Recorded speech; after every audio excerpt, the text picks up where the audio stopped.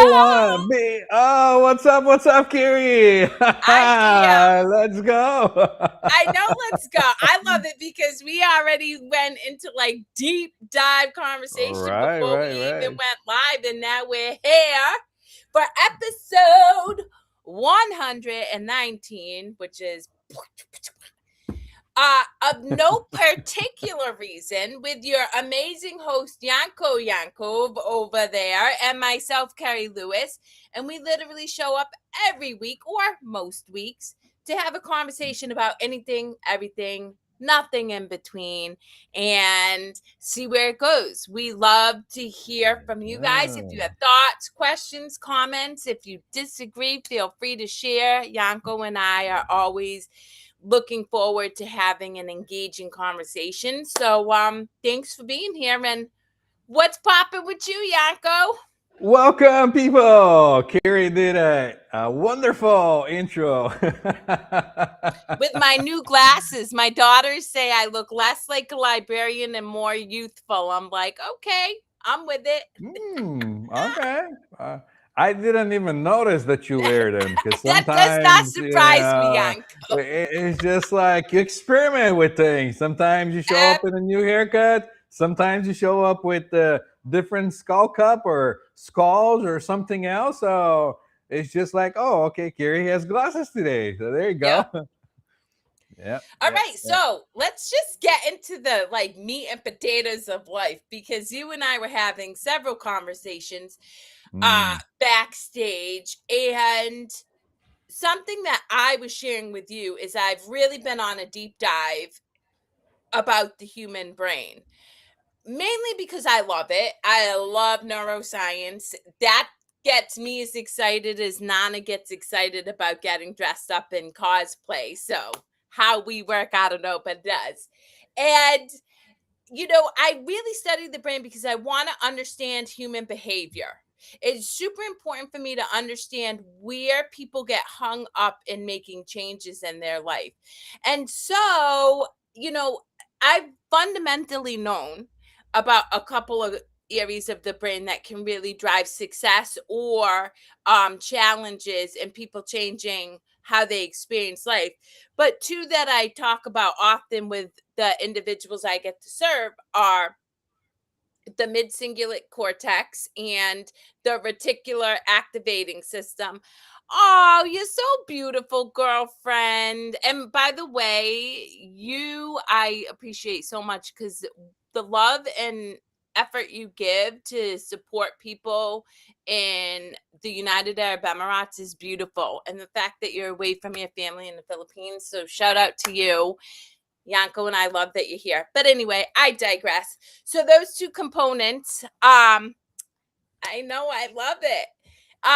Those two components of your brain can really help you experience a fruitful, uh, joy-filled, full of experience life, or it could keep you in this little small cocoon of a very small, not super fulfilling life.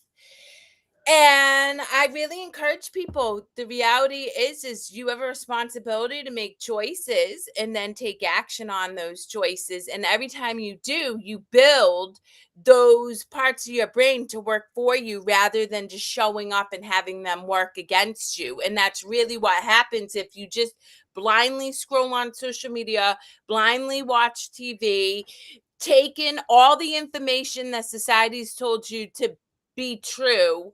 Then your brain is just kind of like a mesh of bullshit, and you just blindly go along. But if you start to learn about the mid-cingulate cortex and the reticular activating system, which I can teach you happily,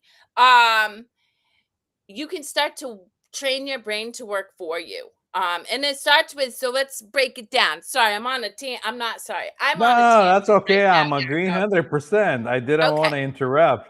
I'm the same thing. I'm a hypnotist. I know that Yeah. auto programming runs in the background. You keep going without asking questions, and 100%. You take your brain for you, which is not. It's an instrument for you to use. So A continue on. 100%. So let's break it down. Reticular activating system, guys.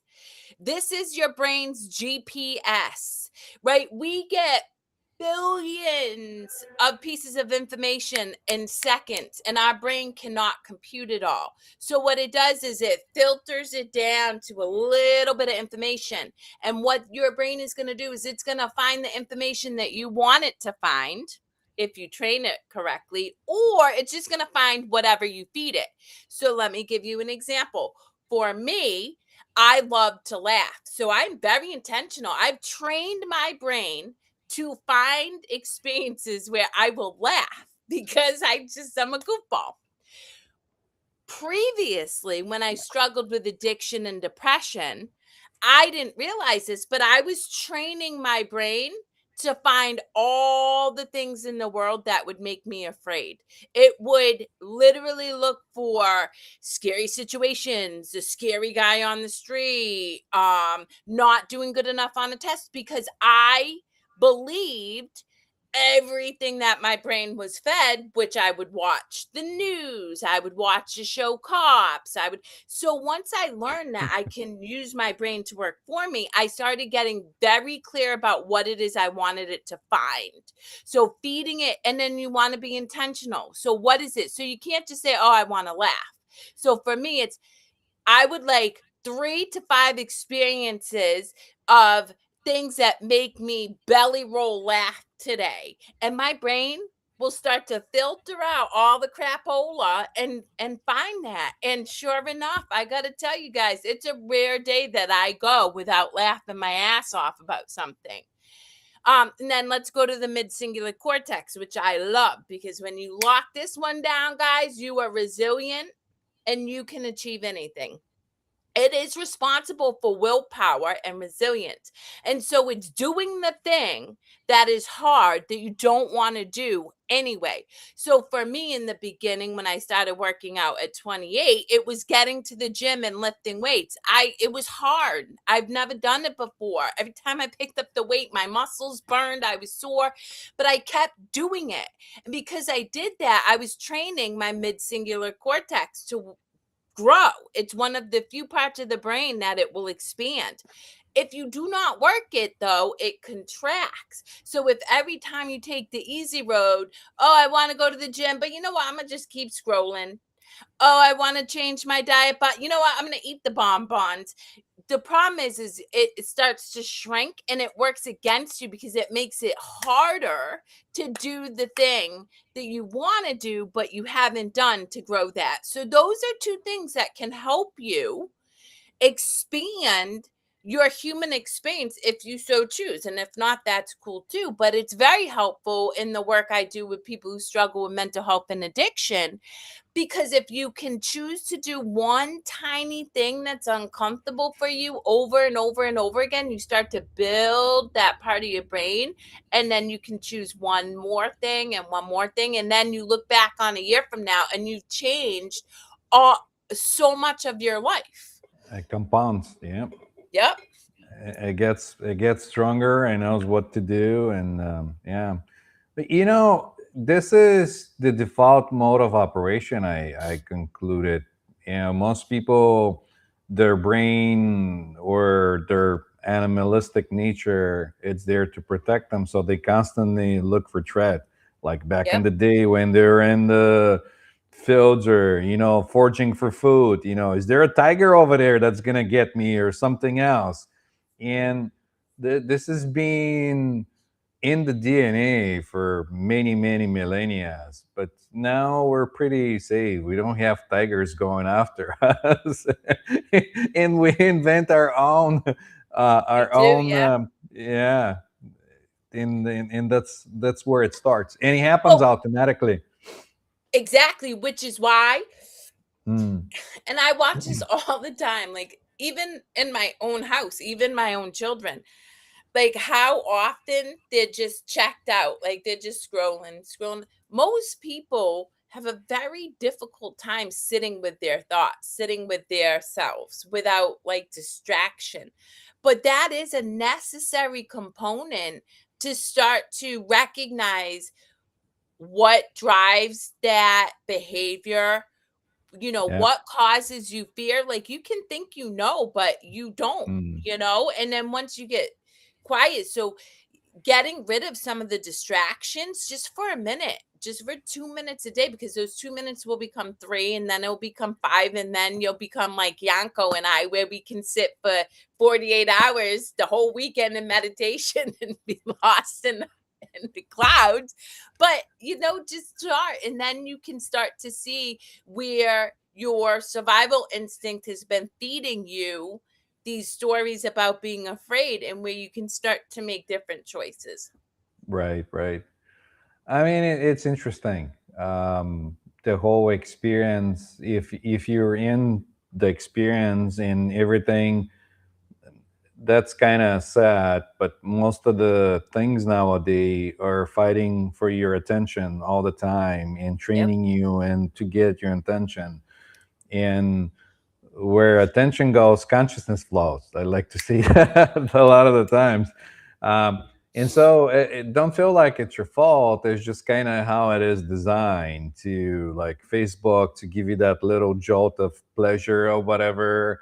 TikTok, doom scrolling the news, or whatever you do on your phone, instead of being here and now, because your attention, it's always constantly looking for the next thing that's going to bring you joy, to get this, like, little spurt of yeah, before you move into the next thing. Yep. 100%. And And sitting with yourself, it's boring, I know. really, and because I'm gonna tell you, I'm thinking I find myself to be quite fascinating. uh, same, but at the But it can beginning get was boring. boring. Yeah, Well, it no, does no, get no, no, boring. no, no. It doesn't get boring for me. It's actually quite opposite. Once the body get in that new rhythm, if you train yourself to um, do sittings at certain time of day at certain place, that kind of anchors it internally inside your mind, in the system. And so the system learns to do that faster and faster every time you do it. So if you have like a little space in your house that it's only for you, that you sit, nobody bothers you, and you do it like, say, 9 a.m., or when you wake up, or 3:30 in the morning when everybody else is sleeping, then the body learns how to do that faster and faster. And you get to a point when you don't want to do anything else. Well, You just yes, want to but sit in the I will quiet. tell you, I can sit. I mean, I sat in meditation for quite some time. Let's see, 10 a.m. to 9 p.m. on Saturday. And at 9, I was like, okay, I'm over this. And I did something else. uh, but that's the thing. When I started it at the beginning, I was willing myself to sit and do it because of the mind. Oh, this is stupid. Oh, you can be so much more productive now. What are you doing now? There's things to do in the list. You got to do grocery shopping. You got to go do all these other things, uh, bills to pay, and this is just stupid. You're sitting in one spot, you're not doing anything. And this goes like, no, no, no, no, no, no, no, no, no, and distracting you. So almost like I had to will myself into You sitting in built your this mid one. cingulate cortex. Yeah, yeah, yeah, 100%. yeah, yeah. And so after that, it turns slightly to, um okay, that's not important now. Like the thought will come in, and it'll be like, oh, you got to do this, but it's like, okay, that's not important now, and it goes away. And then in a little bit, couple of months down the road, it starts to go on its own. So you don't have to will yourself to do it. And it's really joyful. The body enjoys it, you enjoy it, and it's just like your happy place. Well, that's why, honestly, I tell people that's when you start to discover your thoughts aren't your own. Because I could come out of meditation and be chilling. Like, I'm zen out, happy. Da, da, da. I walk into a room and all of a sudden, random shippy, I'm like, I was so unbothered. And now I'm worried about the fact that the Democratic candidate didn't get elected, which didn't happen, but it was just like, you know what I mean? I'm like, I couldn't Yeah, care yeah, yeah. less. Like, I just want Yeah, to go yeah, back to yeah. chilling. But Yeah. and you really do start to learn. that you are a product of your environment. You are absorbing everything that Yeah. you are surrounded by. So just be more mindful about what it is that you consume or what it is you tolerate in your experience. Like Nana, our youngest daughter Billy, and I were talking a couple days ago about the fact that none of us are okay with being yelled at, right? Because Billy's 17 and she's looking at what she would want in a relationship. And we were discussing raising our voice. And when I had written what I wanted in a partner, one of the things was you can't yell. So I don't tolerate yelling. And I would never sit in a space where people yell. And in fact, at Nana's house, there was a guest over, and this individual was yelling and yelling and yelling. And there was a conversation had that says, this place is peace. So if that's how you're going to behave, cool. I'm not judging you, but you can't bring it into this environment because I'm not going to surround myself with that. That's right on the money. I was just gonna point that out, and you came up with the whole story and everything. That it's not only media, whatever you're consuming. It could be your surrounding, people that give you suggestions, and sometimes they give you suggestions on autopilot based on their own perception or lenses that they have that might not even be valid for you. It could be them reflecting back and saying, "Well, you know, this is good, this is bad," and then that goes right into your brain and subconscious, and then sometimes that comes up and you say, well, somebody said that, maybe I should consider it, when you Yep. start doubting yourself. you know I'll give you two examples. This is so good. I love it. So when I was young, right? Two things. My mother, for as long as I can remember, said, varicose veins run in our family. You're definitely going to get them. And I was like, okay. So guess what I got? Varicose veins. I had to. But then fast forward, maybe I was like 20, a little older. And I remember her telling me bad knees run in the family. You're definitely going to have bad knees. But at that time, I just knew. I was like, that's the stupidest thing I've ever heard. I'm not going to get bad knees because you're telling me. And sure as shit, a ton of my family has bad knees. I've never had bad knees. Why? Because one belief that was yeah, fed yeah, to yeah, me. yeah, I yeah. was super young and it never even occurred to me to question it. So it was embedded in my psychology. The other, I was old enough to be like, well, that's ridiculous. And so I never had that But that's experience. the thing, though. That emotion of like a fear or whatever drives the whole thing. That's why they Yes. couldn't figure out why genetics weren't like hit and miss at the beginning, when they're like, well, they're the genes, you possibly get it, but then you don't get it. And then they were like, well, wait a minute, hold up.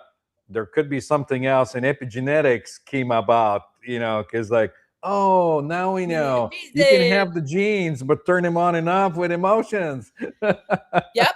100. Well, it's so, I love the universe so much because I just wrote in my journal, like right before, all about belief systems, which is because I was in meditation and you can, much like you were saying, observe thoughts. Like they just come and go like clouds. Beep, beep, beep, no big deal.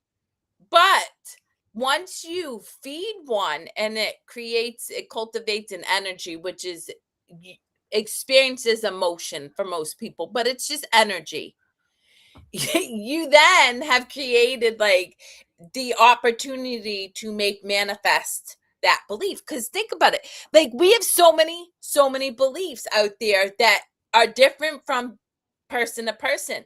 One person may feel very, very strongly that, you can't eat meat or blah blah blah, and they really believe that. So if they eat meat they get sick, whereas somebody else might believe, oh, I am the healthiest person ever by being on like a all meat low veggie diet, and guess what, they're healthy because that's what they believe. So that's why I encourage people, don't blindly subscribe to beliefs. Like examine what feels good for you, and then lean into that, and hopefully whatever you lean into brings you joy and it connects you with people, because one, we're one, so there's connection is a gift no matter how you slice it, but two, we are meant to experience joy, to experience heaven on earth, like bliss.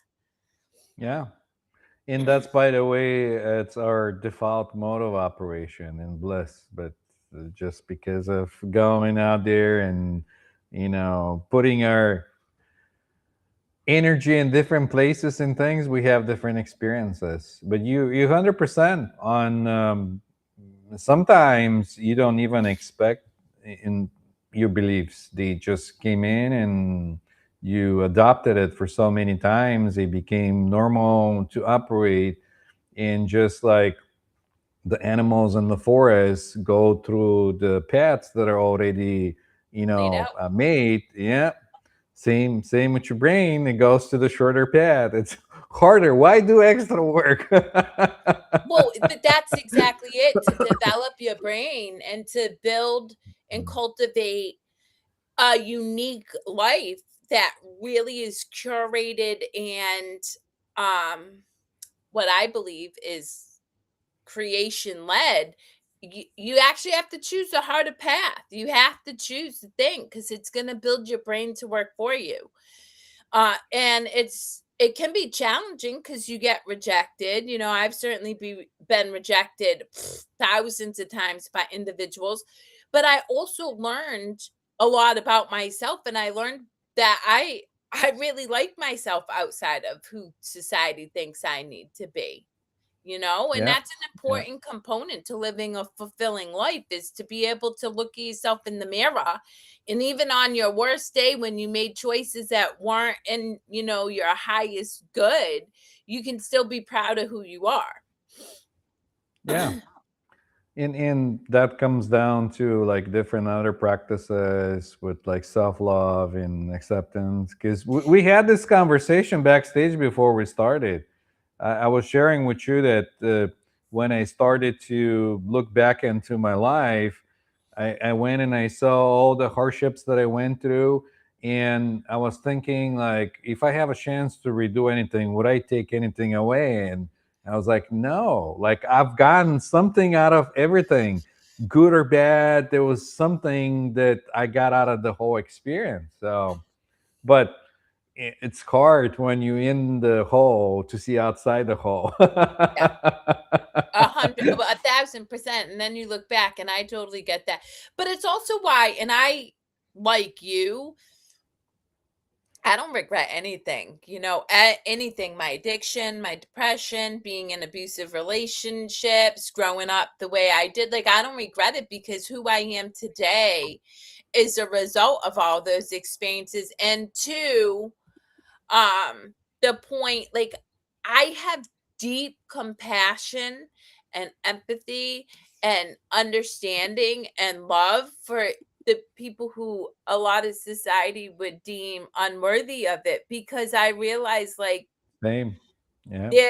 they're they're just operating from belief systems and programming, and once you learn that, you can make a different choice. But how can I fault somebody for behaving the way they do when they've never known anything differently? And What? another What? point, you mentioned that, most people, they don't know what belief systems they're even subscribing to. And that's true. And that's what we call our subconscious, guys. And that's why it's so important to have time to get still, because you start to see some of those subconscious patterns and beliefs and programming, and then you can decide whether that belief serves you or not. And I do that all the time. New beliefs present themselves to me, and I'm like, oh, well, Yeah. I don't know that to be true. Why would Yeah. I subscribe to that? And instead of like forcing myself to believe something different, I just simply say, I suspend what I think I know, and I'm open to the greatest good for all, because then that's a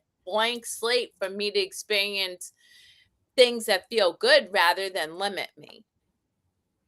Yeah, that's the one thing that saddens me too, though. That people generally, because of like 80% or whatever percentage of the people act a certain way that was adapted as normal, and then everything else outside of that it's abnormal. And there is called movements in some countries that act abnormal to get that out of their system, because you don't know, everyone's consciousness operates at a different place, at different, it sees things. One person might see something in a situation when another person might not see. And then some people we deem with, some abnormalities and other things, and we say, oh, this guy it's a little slow, or this guy it's something else. But you don't know, you're not inside their brain, you don't know how they operate, you don't know how their consciousness operates. They might be even more conscious than you are and experience more and get overwhelmed in different situations, because they might perceive and adapt more information in the Well, you data. know, you know I gotta tell you, a lot of the individuals that I work with who struggle with addiction, that is exactly the case. A lot of people who struggle with addiction numb out because they're empaths, like they feel people's yeah, energy, and they it's too and much. so Yeah, so much, and because society isn't yet as aware or conscious that people can do that, right? We deem them as, oh, they're too emotional, or they're too sensitive, or they have anxiety. So yeah, they yeah, then yeah, create a belief that yeah. something's wrong with them, when really they're just highly, highly attuned to the energies around them.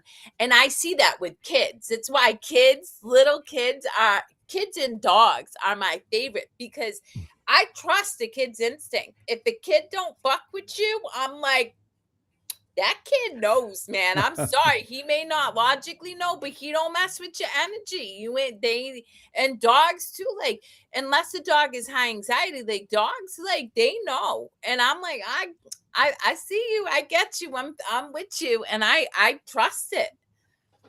But even with high anxiety, it's like if you're calm, then your energies in mash or whatever you want to call it, and all of a sudden the dogs kind of calms down, and it might Yes. even like lay and take a nap. It was just weird. Like a one group meditation that I did, somebody came with their support animal, with their dog, and they're like, "Oh, can we come in? Like, is it okay if I bring my dog?" I said, "I don't mind, and unless anybody is allergic in the group to dogs or anything, you gotta check with the people." Everyone was fine. Same thing. We started the group meditation, the dog went under one of the chairs and just napped the whole time, because I'm like looking around as I'm guiding people, and then the dog is there, and I started to laugh. Like I almost burst out laughing, because I'm like, here, the dog is also in the group meditation setting. It just went on. Yep. But the whole energy shifted, and the dog just kind of like went with it. It's so Well, good. I mean, I'll use my nephew's dog as an example. Most people are super afraid of that dog. They will not take care of it. And I babysit the dog, like when they go away, because I read his energy. So he's generally calm around me. He feels safe around me. I know that if I go near his food bowl when he's eating, he's going to be a very unhappy dog. So I just don't go near the bowl. But like, we have an understanding with each other. And I think There you when we go. can tap into how animals feel without trying to make them good or bad or dangerous or whatever, we can I love that dog.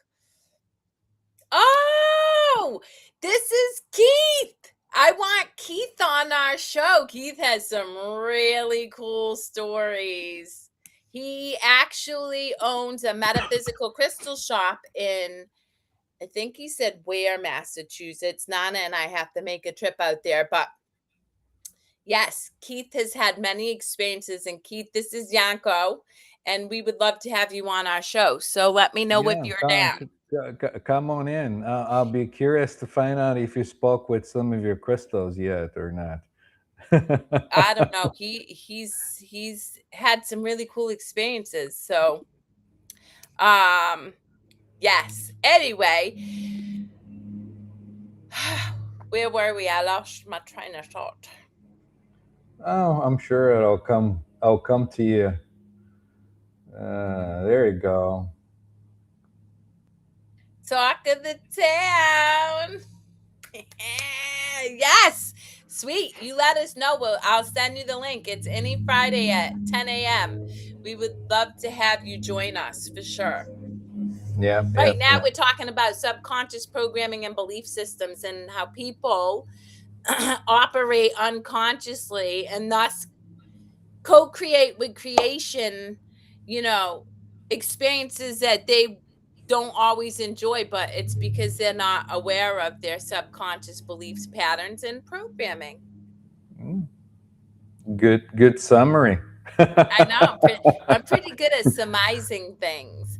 So, side note, total shift in the subject, but I'm just letting our audience know because I have to share.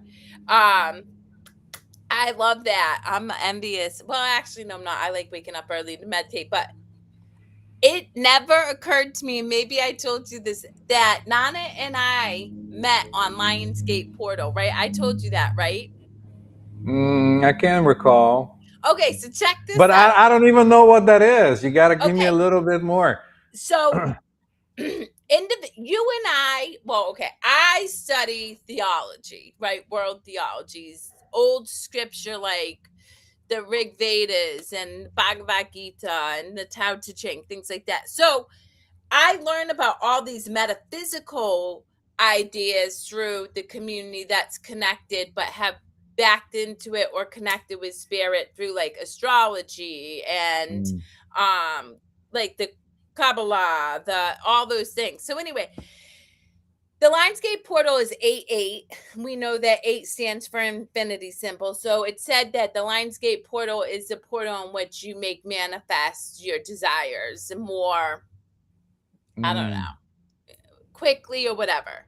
So, and then this year was said to be the most powerful Lionsgate portal of the decade because the alignment of Jupiter, which is the planet known for luck, I think. And now this is all paraphrasing, guys, because like I said, this is what I've been told. I don't really study this much. But anyway, so here's the story. Nan and I went to celebrate our anniversary. And the way things unfolded, of course, all the plans we had fell through. So as we're driving, we're like, let's go to the beach. And on our way to the beach, I drive by a metaphysical shop that I love, Taproot in West Boylston. Amazing, love it. And so I pull in, I'm on a whim. I'm like, I'm going to go in here. So Nan and I are talking to the shop owner and we're telling her that we're celebrating our anniversary. And she's like, oh, when did you guys meet? And I said, August 8th. And she's like, shut up. You guys met on the Lionsgate portal. And I thought about it. I'm like, oh, yeah, I guess I never thought about it. We've been together 6 years, never really thought about it. So I'm thinking about it. I'm like, oh, that's super cool. Because me and Nana have always said the universe put us together. The way in which we met, it was just amazing. I love our love story. So anyway, all that to say, Nana and I are getting married on 8/8/28, which will be our 8-year anniversary and the 220th day of the year, which 22 is my favorite number. So for all you out there, just so you know, I'm very excited to share that news. congratulations. Do you like that breakdown? I think it's like, ah. I love it because you giving that backstory, and now that I listened to it, I recall sharing some of the Lionsgate information when it first came about, because of this month, like Lionsgate and all that. Yep. But this is amazing. Yeah, so 888 on 2028. And Mm, interestingly enough, see, this is how amazing the universe is. So our youngest daughter, Nana, and myself were all talking about the wedding because, of course, Billy has to plan it. She's like, "Oh no, mom, you need to do this and this," and I'm like, this is Nana's and my wedding. Just so I have always known I'm wearing black. Like I'm wearing black. And so Nana is gonna wear red. And then my bridesmaids are gonna wear red. And then his groomsmen are gonna wear black. And so we're just shooting the shit, talking about it loosely, right? We got 2 years Sure, and I'm sure. not You have that. enough time. That's what I was gonna Yeah. say. Well, Enough we're time not to change. serious planners like that anyway. But anyway, Nana and I were laying in bed next to each other. We're cuddling. And I'm like, shut the fuck up. He's like, what? The reason I said hi to Nana the very first day we met is he had bright, huge red glasses on, a bright red watch, and I was wearing all black. It's like, yo, so there you go. I don't think anything it's coincidental in the Nothing. universe. I think everything it's arranged in once you put it in motion, the universe will do everything the best it Yep. could to bring you that back. Planting the seed of whatever you want. And yeah, lucky dad, 8864. That's the birthday. I love that. Hang on. Also, the birthday of people on the I don't know what Sense8 is, though. Do you know what that is? Yeah, that was a show. I didn't get into it. It's like a sci-fi kind of show. Yeah, Oh, that's wicked cool. yeah, yeah, yeah. I All mean, right, and so and that's the other thing I was gonna say. It loops back perfectly with like the scrolling and consuming, because a lot of the things in the media are made to shape our future reality, because we're saying yes, we're adapting it in mass scale. Like if yep, it's showing to you on the TV, like I think we talked about it before, like in The Simpsons. Oh, The Simpsons predicted this. They didn't predicted it. They created it. They put it on the TV. So many million of people looked it up, and inside their brain said, yes, that's possible. They give their awareness and participation, free will, like, oh, okay, yes. And that's how it meant to be. So a lot of the shows, things that are coming, like alien disclosures, other things, it's just going that way to just get well, more and mass I think adoption. Or maybe tilting the future of where humanity is going to go. 100%. And well, so I am reading this beautiful book. I love it. It's Gopi Krishna's Discourse. Anyway, um, he Wow, you're really proposed. into them. You were reading the other one last week, and now you're Yeah, on no, to I really, discourse. I thought right now I'm on a Gopi Krishna kick, but Gopi then I'm going Krishna. into all my enlightened women because listen, yes, at the end of the day, we're just feminine and masculine energy, but I have made manifest into this badass female body in this human lifetime, so I'm going to represent the baddies, all those bad There you ladies go. who showed up and um became self-realized. But anyway, so he was saying, which I totally get, mainly because of the experience I'm going through, the Kundalini transformation, what you've gone through, and other people, that there is humans are meant to evolve, and there will be what Yeah, he says is like a superhuman,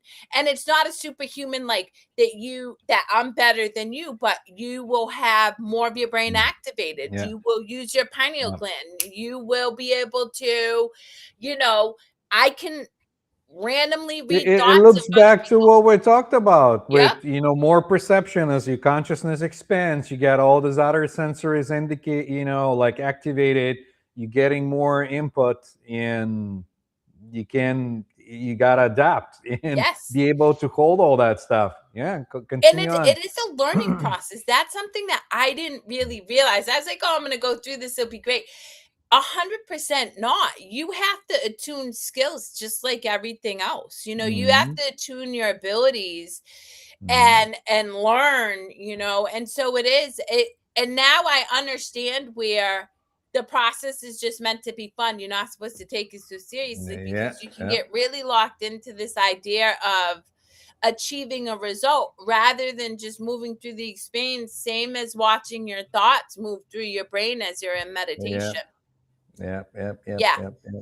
but that's even It's designed that way, so you don't have premature, burst of whatever you have. well, that's And nature, and because and yeah, ego, right, yeah. nature does stop um There's harm. protections But in place. Yep, yes, yep, yep. yep. So you don't And burn your my nervous prayer, system off, or you don't end up in like a psychic ward or something, because but it's it's like true. too much. I see ghosts or I see this, and they're like, "No, you out of your mind." Yeah, but people who have, there is universal laws. We are beholden to the universal laws of Mm, cause and effect, the yep, polarity, the law of transmutation. Like, we have certain laws that are non-escapable. And that's why in every scripture I've ever read, and I've read many, they're fundamental: non-judgment, compassion, mercy, give and you receive. You can't hoard. Like, now I understand, like, the 10 commandments of gluttony and pride, and because all those things contradict the universal laws of nature of. And so once you understand those, then as you go through these experiences of expanding your consciousness, you're protected, and you're not going to end up in the insane asylum or shut down the by nature, because you're a threat to what it is, because it's a power that is really, it's a gift. I mean, we as a humans, we want instant enlightenment, and and that's becoming a thing even in the East, where people offer that, and people travel up there and they sell them instant enlightenment experiences, all these other things, and you want it now, now, now, like you want it to be done and get everything going, and that's not the point. The point is the journey, not the destination. To Yep. go through the whole thing, so you have this gradual unfoldment of whatever unfolds, and you don't force it. um, Yes. Uh-huh. Well, and that's what I like about this book is that's exactly what. And it's so funny because the nerd in me, the scientists in me, right? Everything we talked about at the beginning of this show speaks to that. Building your mid singular cortex, building your reticular activating system. If you know how to work with your brain, it takes effort, right? It takes me being very present with my actions, my thoughts, my behaviors, examining, the choice I made, and did it feel good, or could I have shown up and been more compassionate, whatever, over extended amount of time, like a pretty lengthy amount of time. But in my curiosity about the brain and building those parts of my brain, it has opened up my ability to tap into higher levels of consciousness slowly and surely. And even that, I am constantly having to be aware of. Oh, am I feeling other people's energy? Is this my energy? Is that my thought? Is this their yeah, thought? Do I want to yeah. subscribe to this or do I not? But I do want to leave the listening audience with this, because it's really important. You made mention of The Simpsons and how the collective, the millions, right? They saw that episode, they believed it, they fed it, and so it made manifest. We as a humanity have a responsibility to observe and consider what it is we're consuming, because you're 100% right. If we have 52 million people in America feeding a negative fear based narrative of news, of Yeah, crime, guess what? All we are doing is co creating with creation more of that stuff. yeah. It's why when somebody talks to me and they go on this tangent, and a lot of my family members try to do this, and I just walk away about this, that.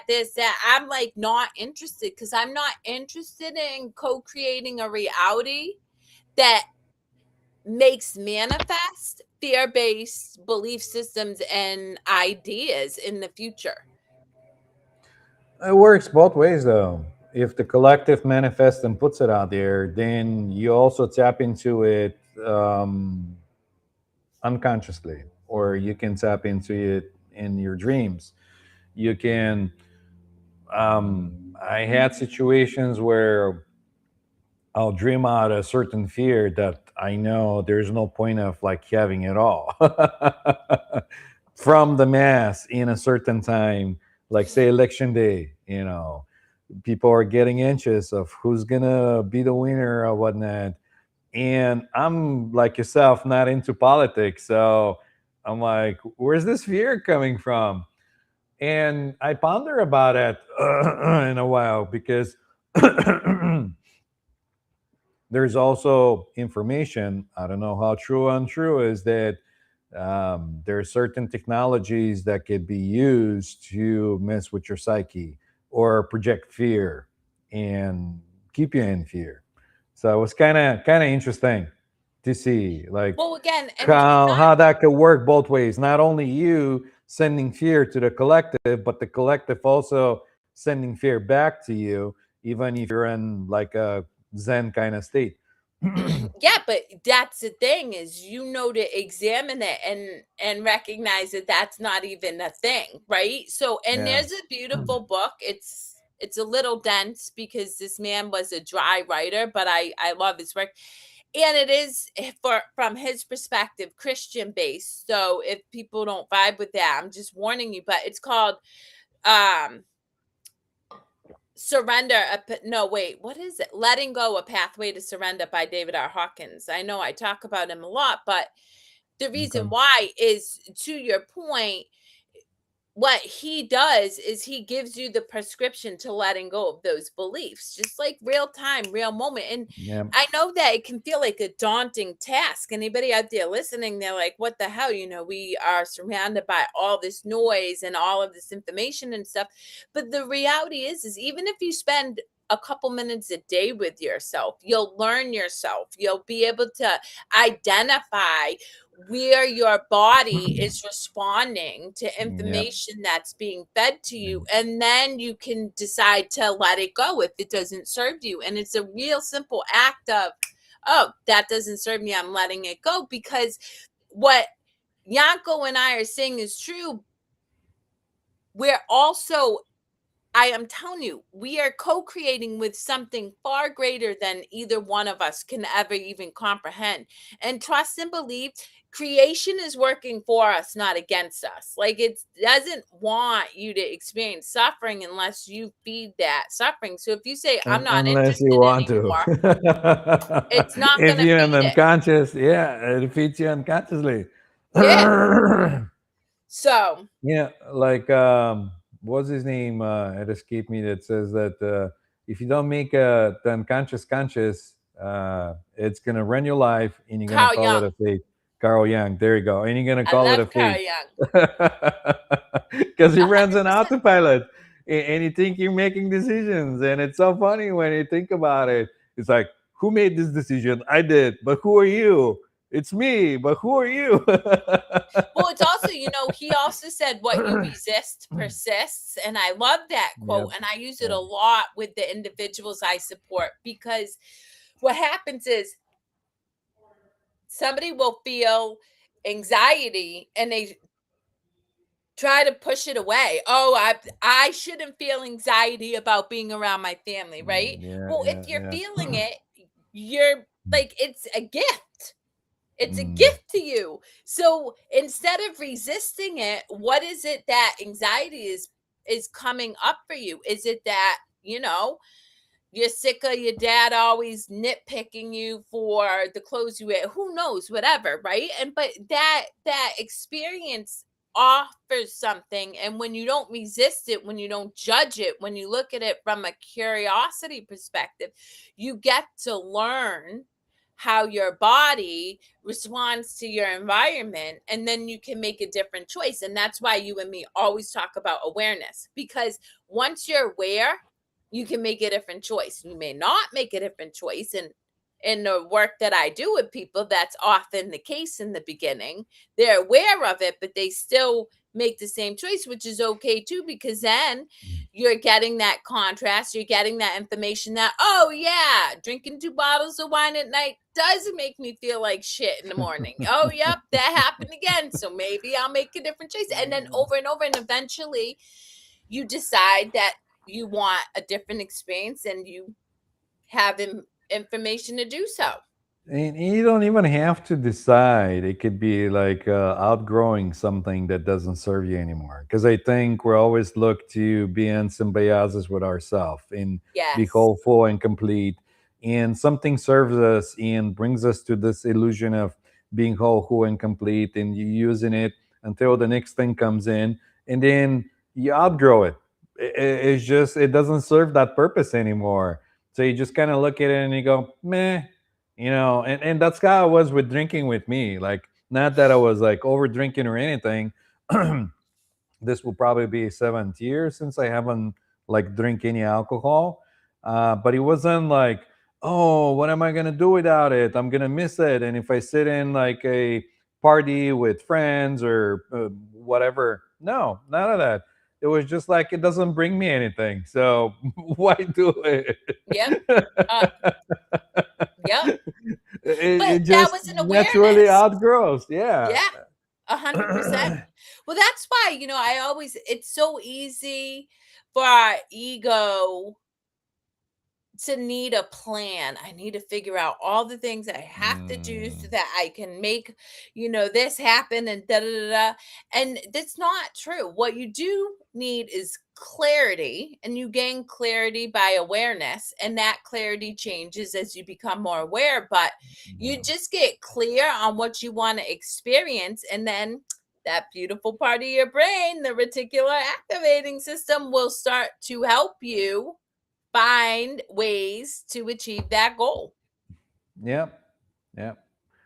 It yeah. So many times this thing comes in and says, see, I told you so. If you want to be too adventurous, I had a situation when I'm like, I'm just gonna go with the flow, and I'm having so much fun because, like, I don't know what's gonna happen, and I'm going to do this hike, and I was gonna use the lift, and only to travel up there to find out that the lift wasn't working on Mondays. And my brain goes like, see, if you plan this whole thing, and it starts giving me a signs of like how I should have done things differently and how now the whole thing fails. But it's like, no, let's see where it goes from here. Yep. More excitement. 100%. Yeah, just Oh, kind this of was laughed a at fun it. little conversation. Yeah. Yeah. Well, we're getting close to the end. So do you want to We're wrap it getting up or close to the end. It is done, my friends. Until next week when we talk again. You'll catch me and my friend Yanko here now and then, talking about anything and everything. I was gonna say we can wrap it up with you singing, but it must have been I'm telling telepathy you, that just went in, and you like start it all up, yeah, which I becomes banged our it new out with like thing, the show people. tune voice. Yeah, yeah. On Ah. Prima Vista, there you go. For a moment, I felt like I'm in an episode of Cinderella. But it was so good. I know, I feel like I need to be on Broadway, and luck, here's the thing. My Getting youngest to daughter sings like that is her jammy jam. So she and uh, I'll be in the car and it's a wrap. Like if you're driving next to us, just know you're catching a performance, because if we're both vibing with the song, yeah, we there you rocking go. I was it. gonna say you haven't taken improv, did you? No. Nope. I never, but you know what though? Wouldn't you say, and I suspect, no, I know this is true for you too. Our whole life is improv. It Because is. once you don't feel like you have to control the outcome, everything's improv. And I will tell you, I improv with the individuals that I get to support all the time. I don't have a plan of how I'm going to show up and support somebody. What I do is I tap into their energy and I just listen. And so we do not need to control our lives. We just need to just be. That's what I was gonna say. That if you're too hung up on like how things are gonna come out, I think improv can, break up this and give you more in that playful state of Yes. improvising and doing things differently. A I lot hope giving people yourself a permission. Yeah, That's just gonna give be the yourself permission excuse. to, like, do Yeah. anything silly, like, blah, blah, blah, blah, blah, blah, blah, like, anything, Yeah, because, like well, here's the thing that you see, I'm just saying, guys, couldn't have scripted this, but that's my first belly laugh of the day. there you go. Until next week, we will check y'all's on the flip side. Thank you so much for commenting. Thank you, my beautiful people in Dubai, for showing up and giving love. We love you. I will be there soon. Thank you. We'll see you next